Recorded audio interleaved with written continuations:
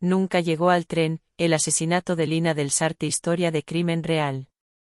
Era el 17 de marzo de 1998 cuando Lina del Sarte, una joven de 26 años con una sonrisa enigmática y un espíritu indomable, salió de su apartamento en Lyon, Francia, con una maleta roja y un billete de tren hacia París. El reloj marcaba las 7:10 de la mañana. Tenía previsto tomar el tren de las 8, un trayecto que conocía bien. Lina era puntual, meticulosa, alguien que jamás dejaba nada al azar. Pero aquella mañana, algo, o alguien, interrumpió su rutina. Lina del Sarte nunca llegó a la estación. Nunca subió al tren.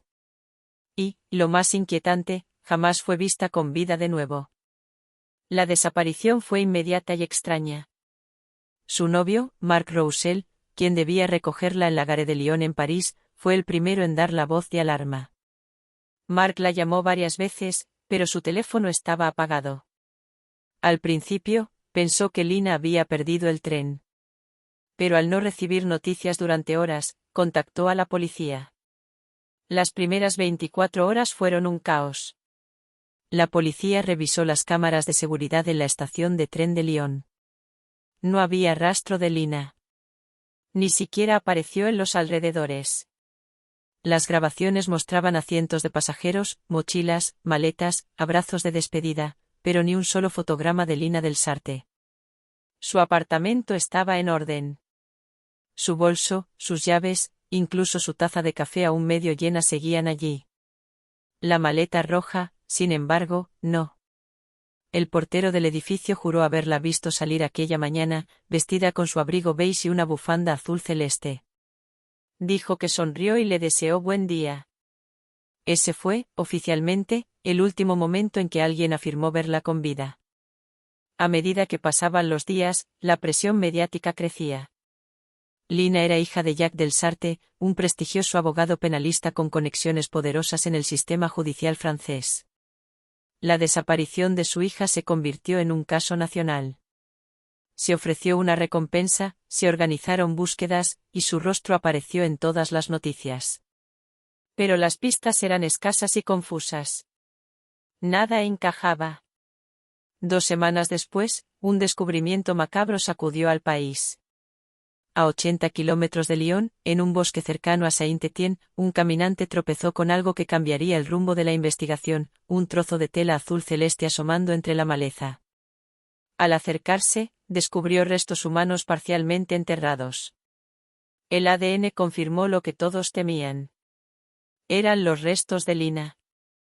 La autopsia reveló que había sido asesinada el mismo día de su desaparición, probablemente entre las 9 y las 11 de la mañana. Había signos de estrangulamiento, pero también lesiones defensivas. Lina había luchado. La maleta roja no apareció. Tampoco su teléfono. La policía volvió a interrogar a Marc Roussel. Era el sospechoso evidente, como lo suelen ser las parejas. Pero Marc tenía una coartada sólida, estaba en París, trabajando en una reunión con varios testigos. Los registros de su teléfono lo ubicaban lejos de Lyon. Aún así, algo no cuadraba. La policía encontró en su historial de búsqueda reciente temas relacionados con rutas forestales entre Lyon y Saint-Étienne. Cuando se le preguntó, dijo que había estado planeando una escapada de fin de semana con Lina. No había pruebas concretas que lo vincularan directamente con el asesinato. Sin embargo, un nuevo nombre apareció en el radar: Camille Besson. Es compañera de universidad de Lina, trabajaba como investigadora privada.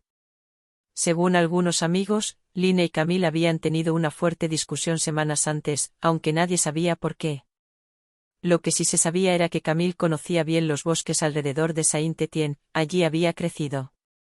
El hallazgo más intrigante vino de una carta.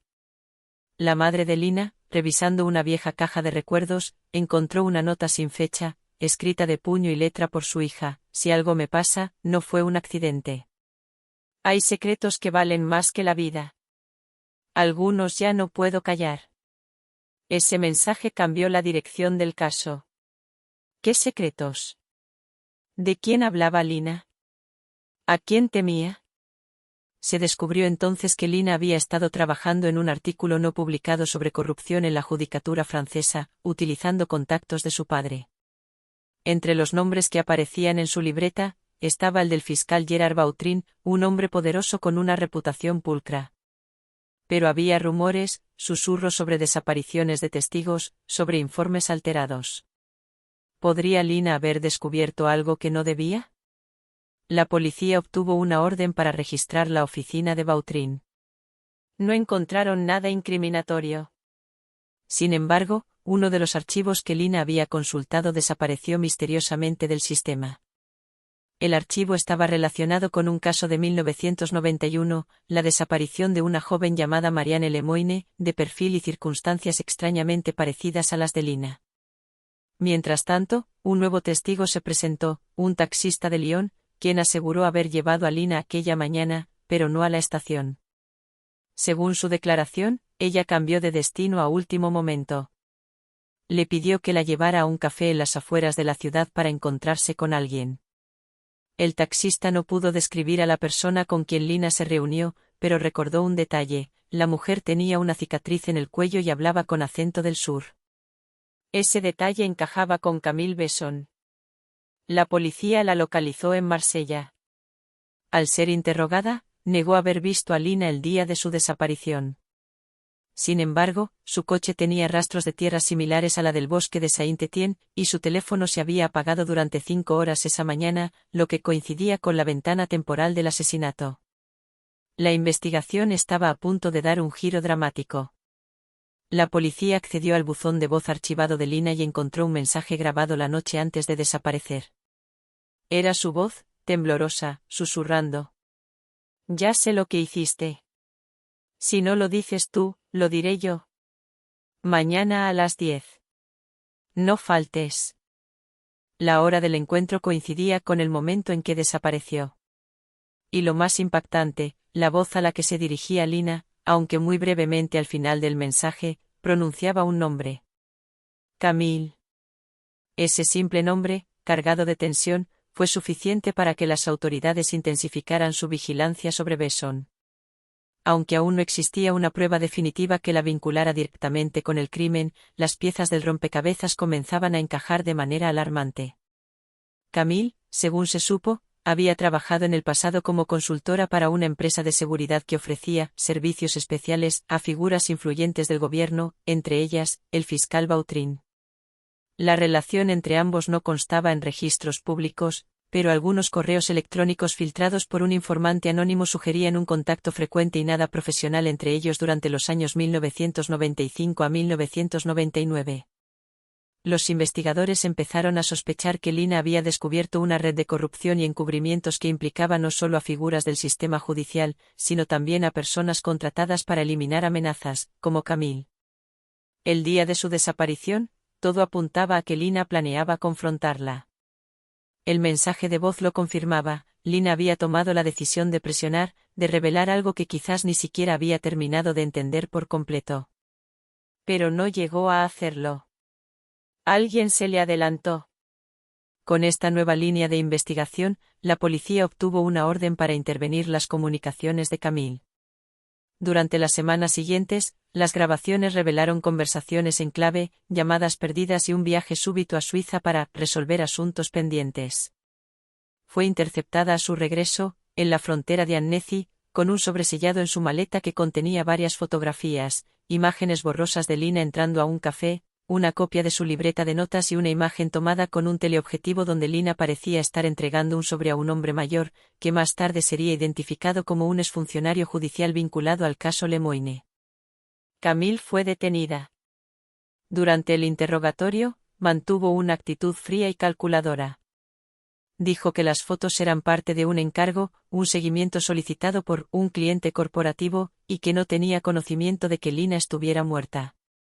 Sin embargo, bajo presión, su versión empezó a tambalearse. Al tercer día de interrogatorio, su abogado solicitó una suspensión temporal alegando agotamiento emocional. Fue en ese intermedio que ocurrió lo inesperado. La estación de policía recibió una llamada anónima. La voz, masculina y distorsionada, decía solamente: busquen en el archivo número 214 del Tribunal de Apelación. Todo está allí. Pero dense prisa. El número en cuestión pertenecía a un expediente archivado desde 1991 y sellado por orden directa del fiscal Vautrin. Contenía transcripciones parciales de testimonios del caso Lemoine, pero también algo más, una carta escrita por la propia Marianne meses antes de desaparecer. En ella, mencionaba el nombre de un hombre que había intentado sobornarla para que retirara una denuncia por acoso, el mismo hombre que Lina había estado investigando antes de morir. La carta estaba incompleta, con varias líneas tachadas y tinta corrida, pero el nombre era legible, Gerard Vautrin. La policía, con esta revelación, solicitó una orden judicial urgente para registrar la casa del fiscal. Lo que hallaron fue suficiente para desmantelar una red de décadas de corrupción, cajas con documentos clasificados, pruebas manipuladas de al menos 3 casos importantes, y un diario personal encriptado. En una de las páginas, ya descifrada por el equipo forense digital, se leía: Lina es un riesgo.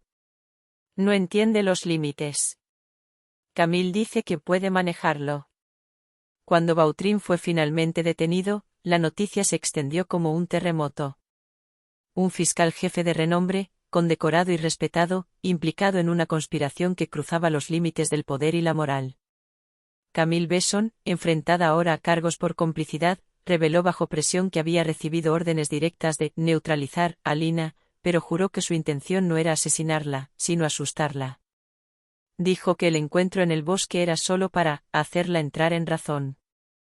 Pero cuando Lina grabó el mensaje de voz y amenazó con hacerlo público, el plan cambió. Según Camille, no fue ella quien cometió el acto final. Mencionó a un tercer implicado, un hombre conocido solo como Émile, un exagente de inteligencia retirado, contratado por intermediarios cercanos a Vautrin. De él no había rastros concretos. Ninguna dirección, ningún documento oficial. Era un fantasma, una sombra del Estado.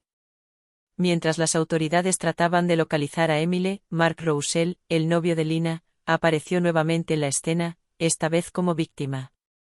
Su apartamento fue allanado por individuos desconocidos que, según él, buscaban la libreta de notas de Lina. Lo golpearon brutalmente y le dejaron una advertencia escrita en la pared con sangre falsa: algunas verdades no deben salir a la luz. Este último acto de intimidación reavivó el temor de que el caso, lejos de cerrarse, solo había arañado la superficie de algo mucho más profundo. Lina del Sarte, con su maleta roja y su voz decidida, se había convertido en una amenaza para una estructura poderosa y silenciosa que había operado durante años sin consecuencias.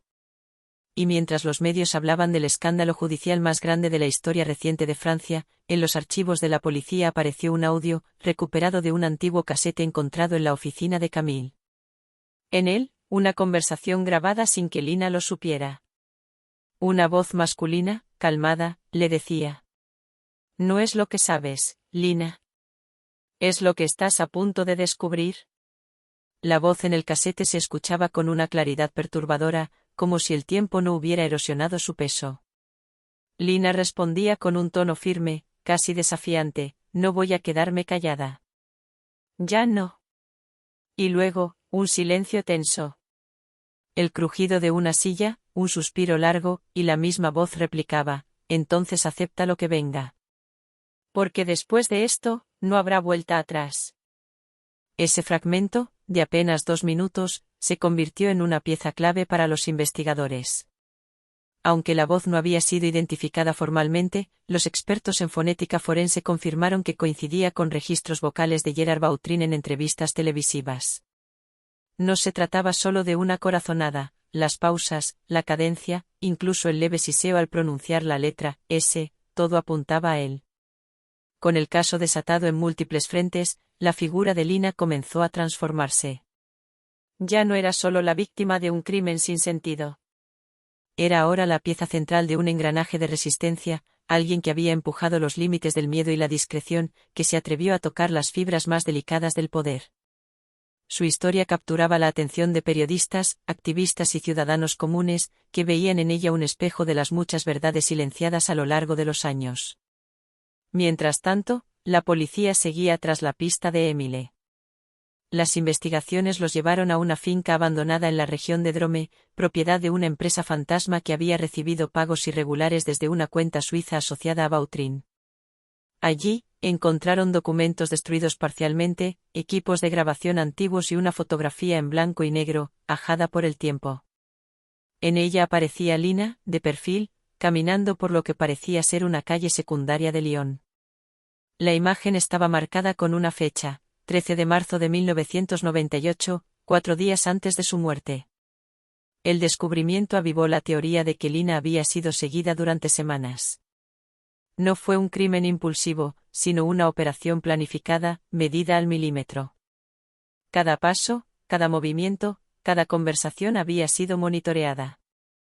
El hecho de que la foto estuviera guardada en la misma finca donde se sospechaba que Émile se escondía, reforzaba la idea de que él había sido el ejecutor final del plan. Una semana después, una denuncia anónima llevó a las autoridades a una cabaña remota en los Alpes franceses.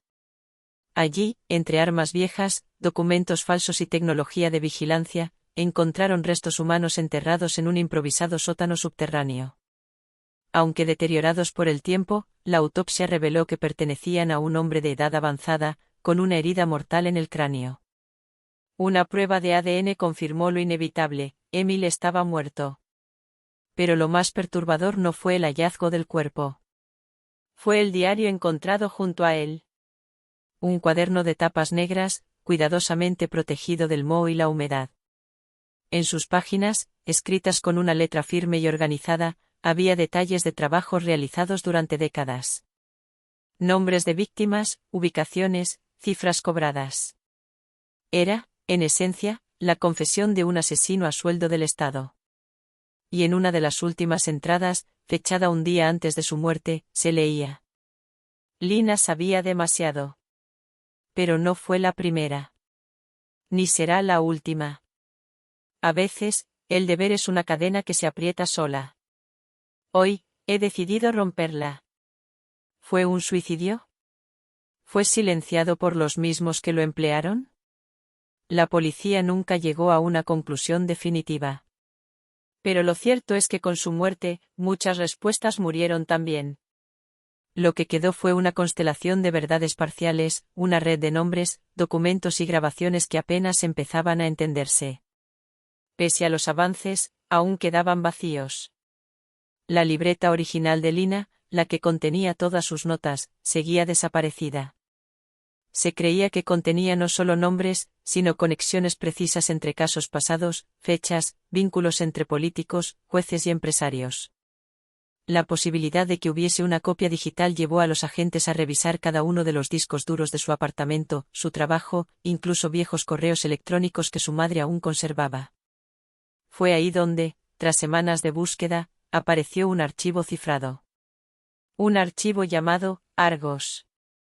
El nombre no decía mucho, pero Lina había mencionado Argos en una entrevista universitaria años atrás, cuando hablaba sobre el monstruo de 1000 ojos, que todo lo ve. El archivo estaba protegido con una clave de encriptación de alta seguridad, pero tras varios intentos, se logró acceder a una parte. Lo que contenía era asombroso: un diagrama de relaciones, nombres completos, fechas de encuentros clandestinos, transcripciones de conversaciones grabadas. Era como si Lina hubiera trazado todo el mapa de corrupción que empezaba con Vautrin pero se extendía mucho más allá, tocando ministerios, cuerpos policiales y fondos privados internacionales.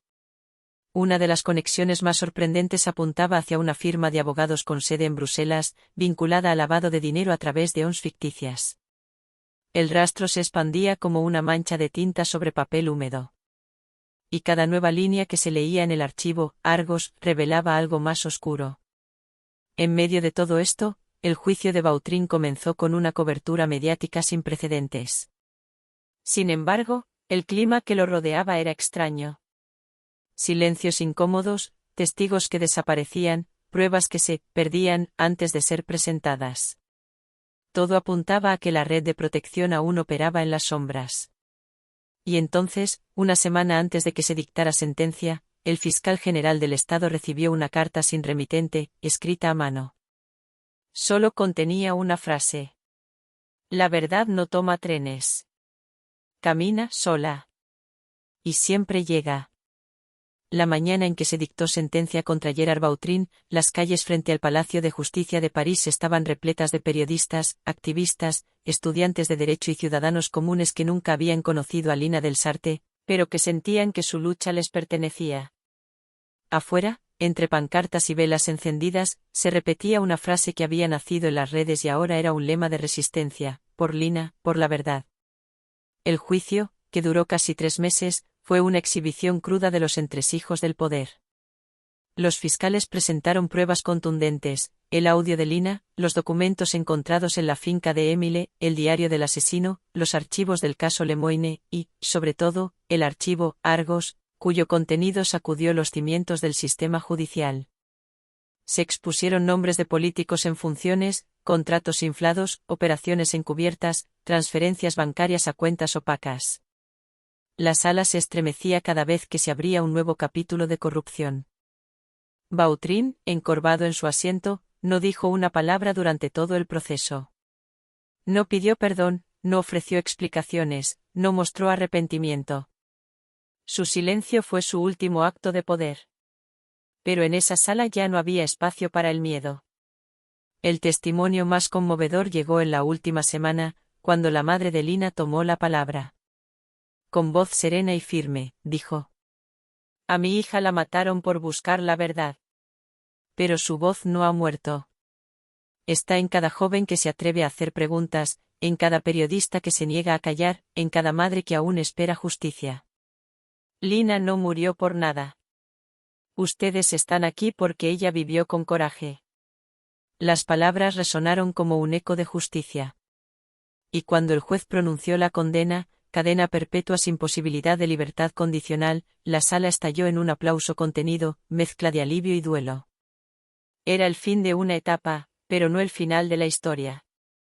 Porque lo que dejó el caso del Sarte no fue solo una condena judicial, sino un despertar social. Se reabrieron expedientes olvidados, se suspendieron jueces, se investigaron contratos públicos. Nacieron movimientos ciudadanos bajo el nombre Ojos de Lina, con el objetivo de vigilar el sistema judicial desde la sociedad civil. La figura de Lina se transformó en un símbolo global, murales con su rostro adornan paredes en Buenos Aires, Marsella, Estambul y Nairobi. Su historia fue adaptada a documentales, novelas y series, pero nada fue más poderoso que las palabras originales de su libreta recuperada, finalmente publicada por su familia en un libro titulado Hasta que todo sea dicho. Una de sus últimas entradas, escrita apenas días antes de su muerte, decía: cuando la verdad se esconde, no grita. Susurra. Pero si alguien la escucha y la repite, su eco puede derribar muros. Esas palabras, sencillas y valientes, se volvieron una chispa para miles de personas. Universidades en Francia y otros países comenzaron a incluir el caso del Sarte como ejemplo de ética, periodismo de investigación y resistencia cívica. Lina, sin quererlo, se convirtió en maestra de generaciones futuras. Y sin embargo, no todo terminó. Aunque la red fue parcialmente desmantelada, algunos implicados jamás enfrentaron juicio. Algunos huyeron. Otros fueron protegidos. Porque eso también es parte de la verdad, la justicia no siempre es perfecta. A veces, solo alcanza a algunos culpables. Pero cuando una voz como la de Lina se levanta, arrastra tras de sí una ola imposible de contener. Ya no se puede fingir que no se sabe. En la estación de tren de Lyon, donde Lina nunca llegó aquella mañana, hoy hay una placa dorada incrustada en la pared. No dice su nombre completo, ni su edad. Solo una frase, escrita en letra cursiva. Ella no tomó el tren. Pero puso en marcha un viaje del que nadie volverá igual. Gente de todas partes viaja hasta allí. Algunos dejan flores. Otros se sientan en silencio, leyendo fragmentos del archivo Argos, hoy de dominio público. Muchos se toman una foto, no por morbo, sino para recordar que la memoria también es una forma de justicia. Y así, la historia de Lina del Sarte sigue avanzando. No encerrada en un expediente, no limitada a un juicio. Vive en cada gesto que desafía el silencio, en cada palabra que se atreve a cruzar fronteras invisibles. Porque al final, lo que ella entendió con claridad brutal es que hay verdades que valen más que la comodidad, más que el miedo, más que la vida. Lina no fue solo víctima.